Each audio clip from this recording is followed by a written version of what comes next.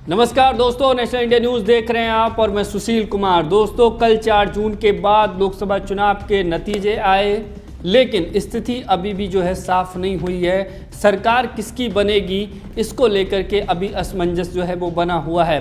Bharatiya Janata party जो है 240 सीटों पर इस बार जो है वो रही है। पिछले लोकसभा चुनाव जो 2 लोकसभा चुनाव हुए उनसे काफ़ी जो है बहुमत जो है वो पीछे रह गई है, बहुमत से काफ़ी नीचे रह गई है। अगर हम बात करें पूरे एनडीए दल की मिला करके तो कुल जो एनडीए दल है उसके हिसाब से जो है एनडीए को बहुमत तो मिला है, 292 सीटें मिली हैं, लेकिन कहीं ना कहीं अभी असमंजस की स्थिति जो है वो बनी हुई है। दूसरी तरफ अगर हम बात करें इंडिया अलायंस की तो इंडिया अलायंस को जो है कुल जो सीटें मिली हैं टीएमसी को लगा करके 234 सीटें मिली हैं, वो भी बहुमत से दूर है। 272 सीटें चाहिए सरकार बनाने के लिए।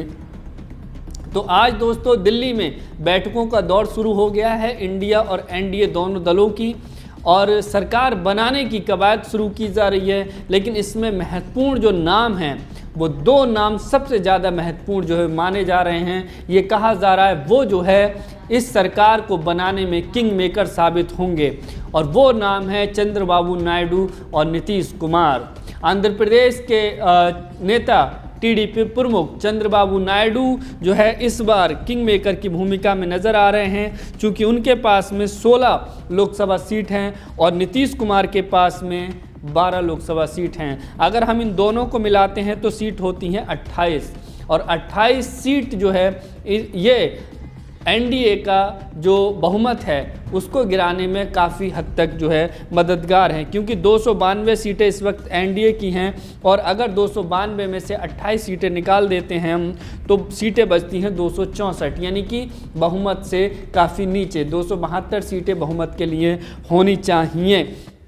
तो इस तरीके से जो है एनडीए का खेल बिगाड़ सकते हैं चंद्रबाबू नायडू और नीतीश कुमार।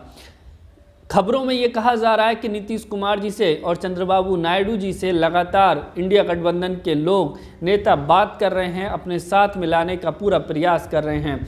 यहाँ तक कि नीतीश कुमार जी को तो डिप्टी प्राइम मिनिस्टर का ऑफर भी जो है वो दे दिया गया है कि अगर आप इंडिया अलायंस में आते हैं तो आपको उप प्रधानमंत्री बना दिया जाएगा, और जो कि नीतीश कुमार की काफ़ी हद तक संभावना है कि वो इंडिया अलायंस में जा सकते हैं, क्योंकि इंडिया अलायंस जब शुरुआत की गई थी तो उसके जो मजबूत सूत्रधार थे, जो शुरुआत की गई थी उनमें सबसे ज़्यादा जो मजबूत थे वो नीतीश कुमार ही थे। नीतीश कुमार ने ही इंडिया अलायंस को बनाने की, विपक्षी दलों को एकजुट करने की शुरुआत की थी। वो और बात है कि पिछले 2-3 महीने पहले बिहार में कुछ राजनीतिक हालात बदले और वो आरजेडी का साथ छोड़ करके जो है बीजेपी के साथ चले गए। लेकिन अब जो है ये कहा जा रहा है कि अगर प्रधानमंत्री पद का ऑफर मिलेगा नीतीश कुमार को तो वो जो है इंडिया गठबंधन के साथ आ सकते हैं, कांग्रेस के साथ आ सकते हैं, और इस तरह से कांग्रेस की सरकार बन सकती है।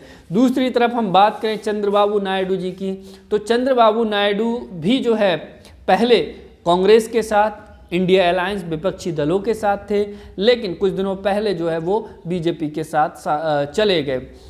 इससे पहले एक घटना और हुई, उनको जो है जेल में भी जाना पड़ा इसी सरकार में, भारतीय जनता पार्टी की मोदी की सरकार में। तो ये कहा जा रहा है कि चंद्रबाबू नायडू भी जो है वो इंडिया अलायंस के साथ आ सकते हैं। और सबसे महत्वपूर्ण बात जो है वो ये है कि चंद्रबाबू नायडू जी पिछले लंबे समय से आंध्र प्रदेश को स्पेशल स्टेट का दर्जा दिलाए जाने की मांग कर रहे हैं। ऐसे में इंडिया अलायंस के लोगों के द्वारा ये खबरें, ये बातें आ रही हैं कि कहा गया है कि अगर हमारी सरकार बनती है तो आपको जो है आपके राज्य को स्पेशल दर्जा दिया जाएगा, आंध्र प्रदेश को स्पेशल दर्जा दिया जाएगा। तो उनकी भी संभावना जो है काफ़ी हद तक है कि वो इंडिया अलायंस के साथ आ सकते हैं। और इस तरीके से इंडिया अलायंस के साथ में अगर नीतीश कुमार और चंद्रबाबू नायडू आ जाते हैं, जो कि उनके पास में 28 सीटें हैं, और अगर 28 सीटें कम हो जाती हैं 292 में से एनडीए गठबंधन से, तो सीटें बचती हैं 264, जो कि बहुमत से नीचे आ जाती हैं। इसके अलावा दोस्तों जो जिस तरह से मैंने बताया कि 234 सीटें अभी इंडिया अलायंस के पास हैं, उनके साथ में 28 सीटें और जुड़ जाती हैं। इसके अलावा दोस्तों जो और निर्दलीय जो प्रत्याशी जो जीते हैं, जैसे कि मान लीजिए उत्तर प्रदेश में नगीना से चंद्रशेखर आज़ाद हैं और कई जो प्रत्याशी निर्दलीय जो जीते हैं, उनकी भी जो है काफ़ी हद तक संभावना इंडिया अलायंस में ही जाने की है। चाहे वो चंद्रशेखर हों, चाहे वो हैदराबाद से असदुद्दीन ओवैसी हों, उनकी भी काफ़ी हद तक संभावना जो है वो इंडिया अलायंस में ही है। तो इस तरीके से भारतीय जनता पार्टी का खेल जो है 2024 में बिगड़ता हुआ दिखाई दे रहा है। इंडिया अलायंस की सरकार बनती हुई नज़र आ रही है। कल हमने देखा था कि किस तरह से राहुल गांधी, मल्लिकार्जुन खड़गे जी ने नतीजों के बीच में ही प्रेस कॉन्फ्रेंस की थी और काफ़ी कॉन्फिडेंट जो है वो लग रहे थे सरकार बनाने को लेकर के। तो ये माना जा रहा है कि कहीं ना कहीं इंडिया अलायंस के नेताओं की इंटरनल मीटिंग हो चुकी है, इंटरनल बातचीत हो चुकी है और औपचारिक ऐलान बाकी बचा है। आज जो है दिल्ली में तभी सभी दलों की जो है अपनी अपनी बैठक है और उस पर रणनीति बनाई जाएगी कि किस तरीके से सरकार बनाई जाए। लेकिन दोस्तों यहाँ पर मैं फिर ये बात रिपीट करना चाहूँगा कि चंद्रबाबू नायडू और नीतीश कुमार ये भारतीय जनता पार्टी का खेल बिगाड़ सकते हैं। बहुत हद तक जो है इनके इंडिया अलायंस में जाने की संभावना है और अगर ये जाते हैं उधर तो बीजेपी का खेल बिगड़ सकता है। प्रधानमंत्री जो ख्वाब देख रहे थे तीसरी बार बनने का नरेंद्र मोदी, वो जो है नहीं बन पाएंगे। बीजेपी को सबसे ज़्यादा जो नुकसान हुआ है दोस्तों वो उत्तर प्रदेश में हुआ है। उस उत्तर प्रदेश में जहाँ पर सबसे ज़्यादा फोकस था और हिंदू राजनीति का गढ़ माना जा रहा था, क्योंकि उत्तर प्रदेश में योगी आदित्यनाथ मुख्यमंत्री हैं। अयोध्या में राम मंदिर बनवाया, उसके नाम पर वोट मांगे गए, लेकिन नतीजा ये हुआ कि अयोध्या तक की सीट जो है भारतीय जनता पार्टी हार गई, वहाँ तक जीत नहीं मिली। और जो नरेंद्र मोदी पिछले चुनावों में करीब 4 लाख वोटों से जीत रहे थे, वो इस बार 1.5 लाख वोटों से जीते हैं। तो आप समझिए कि कितनी जो है लोकप्रियता कम हो गई है।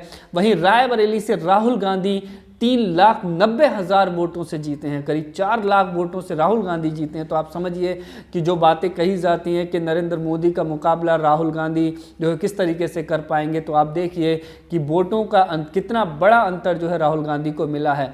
भारतीय जनता पार्टी के कई मंत्री उत्तर प्रदेश में हार चुके हैं। संजीव बालियान की बात करें हम, स्मृति ईरानी अमेठी से हार चुकी हैं।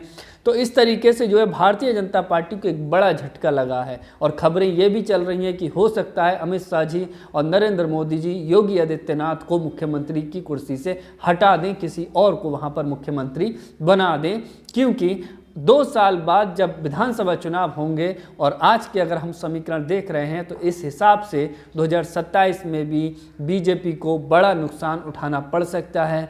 भारतीय जनता पार्टी हो सकता है कि 2027 में सरकार में ही ना पाए। और जिस तरीके से अखिलेश यादव जो है उत्तर प्रदेश में एक बड़े नेता के तौर पर उभरे हैं, समाजवादी पार्टी इस वक्त जो है सबसे बड़ी पार्टी है, क्योंकि समाजवादी पार्टी ने 37 सीटों पर जीत हासिल की है। वहीं कांग्रेस की अगर हम बात करें तो 6 सीटों पर जीत हासिल की है और बीजेपी 33 सीटों पर आकर जो है रह गई है।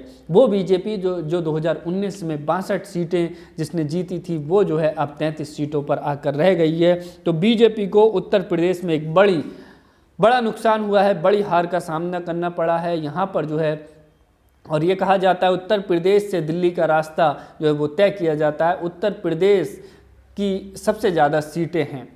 ऐसे में दोस्तों यहाँ पर जिक्र करना बीएसपी का भी ज़रूरी होगा। बीएसपी एक बड़ी पार्टी मानी जाती थी, राष्ट्रीय स्तर की पार्टी मानी जाती थी, एक बड़ा वोट बैंक उसके साथ माना जाता था, लेकिन नतीजों में दोस्तों बड़ी ही निराशाजनक स्थिति है। बीएसपी जो है एक भी सीट पर जीतती हुई नज़र नहीं आई। अब तमाम लोग इस बात को जो चर्चा कर रहे हैं कि बीएसपी अगर इंडिया अलायंस के साथ शामिल हो जाती तो और ज़्यादा कुछ बेहतर स्थिति इंडिया अलायंस की होती और बहुजन समाज पार्टी भी जो है कुछ सीटें जो है अपनी निकाल पाती। बहरहाल दोस्तों, आज की मीटिंग जो दिल्ली में चल रही है इंडिया अलायंस की और एनडीए की, उन पर हमारी नज़र रहेगी।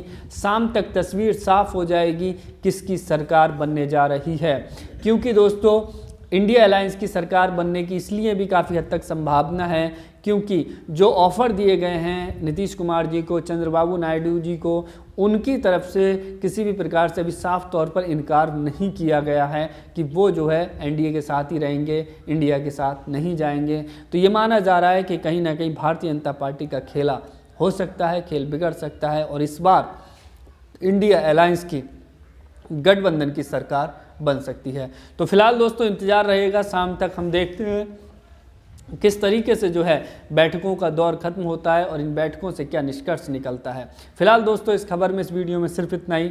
आप लोगों की क्या राय है कमेंट करके ज़रूर बताइएगा। चैनल पर अगर आप नए हैं तो प्लीज़ चैनल को सब्सक्राइब कीजिए, वीडियो को लाइक कीजिए, शेयर कीजिएगा। बहुत बहुत शुक्रिया, धन्यवाद।